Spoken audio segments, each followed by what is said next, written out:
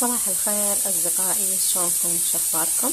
اليوم راح نسوي أكلة تراثية تقليدية قديمة إن شاء الله تعجبكم، وهي الشلة طبعا موادها كلش بسيطة بس طعمها لذيذ وطيب، وما زال يسوونها أكثر العوائل بالشتاء، يعني هي أكلة شتوية.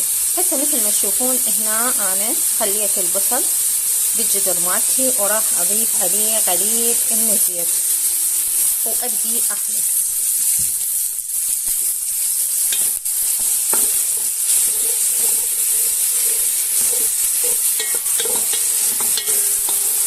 البصل إلى أن ينطيني اللون الذهبي.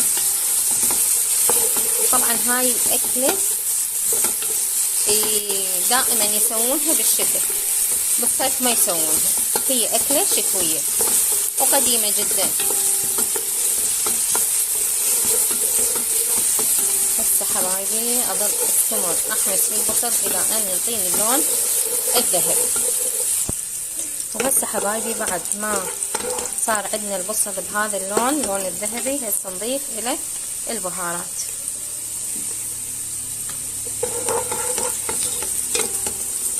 نحمسه حمسة بسيطة بالبهارات البصل. شوفوا حتى ما راح اقطع الفيديو لان كلش قليل نحمسه.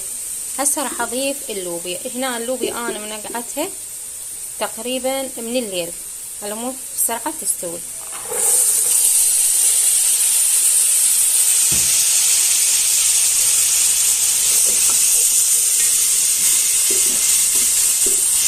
وهسه راح اضيف السلق هم فرمته ناعم وغسلته وجهزته.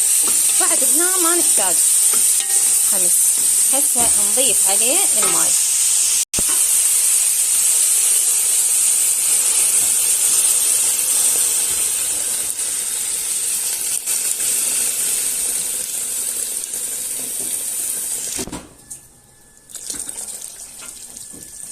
طبعا تضيفون الماء اللي يكفيه لان هي تصير لينة ما تصير ناشفة، تصير مو حلوة اذا صارت ناشفة.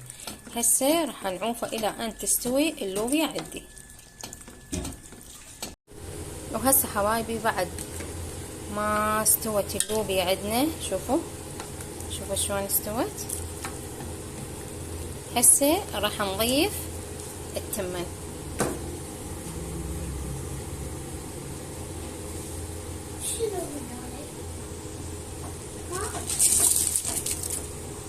وهسه حبايبي نضيف الملح.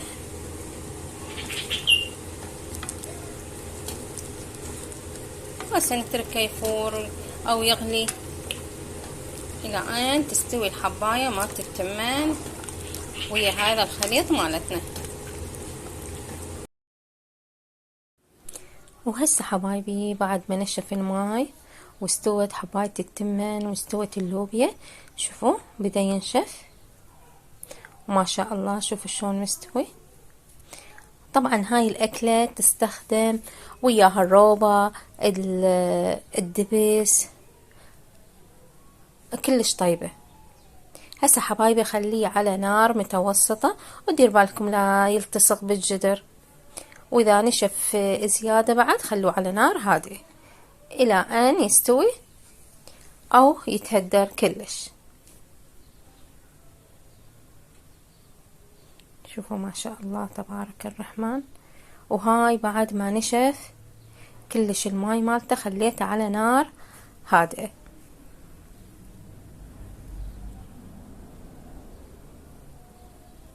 هي الشلة تكون بهذا القوام، تكون لينة كلش، ما تكون ناشفة مثل التمن الايام الاعتيادية.